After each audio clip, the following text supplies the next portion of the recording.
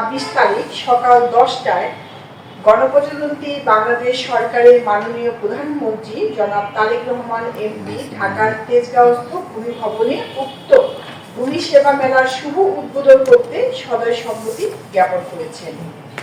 মেহেরপুর জেলা হতে আমরা ভার্চুয়ালি উক্ত উদ্বোধনী অনুষ্ঠানে যুক্ত থাকব। বাংলাদেশ সরকারের ভূমি মন্ত্রণালয় ভূমি ব্যবস্থাপনাকে যুগোপযোগী, প্রযুক্তি নির্ভর ও জনবান্ধব করার জন্য নিরলসভাবে কাজ করে যাচ্ছে। এরই ধারাবাহিকতায় ভূমি সেবা মেলা 2026-এর মাধ্যমে জনগণকে সরাসরি বিভিন্ন সেবা প্রদান, অভিযোগ গ্রহণ ও তাৎক্ষণিক সমাধানের উদ্যোগ নেওয়া হয়েছে।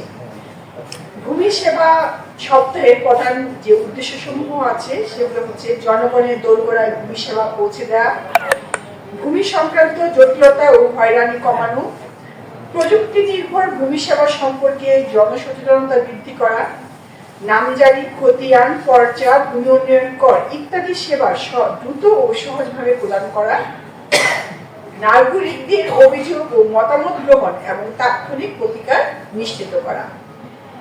এই মেলায় যে সেবাগুলি দেওয়া হবে, প্রদেয় সেবা সমূহ হচ্ছে ই নামজারি সংক্রান্ত তথ্য, ই নামজারি সংক্রান্ত সহায়তা করা, অনলাইনে ভূমি উন্নয়ন কর প্রদান বিষয়ে সহায়তা করা, অনলাইনে ডিসিআর, খতিয়ান ও মৌজা ম্যাপ প্রাপ্তি, ভূমি সংক্রান্ত আবেদন গ্রহণ ও নিষ্পত্তি তদারকি, সরাসরি গণশুনানি ও অভিযোগ গ্রহণ, ডিজিটাল ভূমি সেবা ব্যবহারে পরামর্শ প্রদান করা।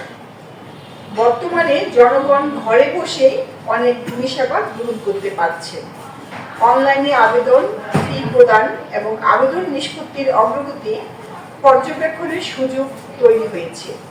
এতে সময়, অর্থ, ভোগান্তি উল্লেখযোগ্যভাবে কমেছে। আমরা দৃঢ়ভাবে বিশ্বাস করি জনগণের সহযোগিতা এবং গণমাধ্যমের ইতিবাচক ভূমিকার মাধ্যমে ভূমি ব্যবস্থাপনায় স্বচ্ছতা ও জবাবদিহিতা আরো বৃদ্ধি পাবে।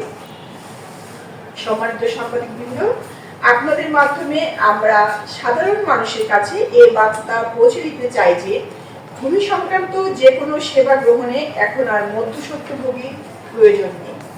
সরকারি নির্ধারিত পদ্ধতিতেই সহজে সেবা পাওয়া সম্ভব।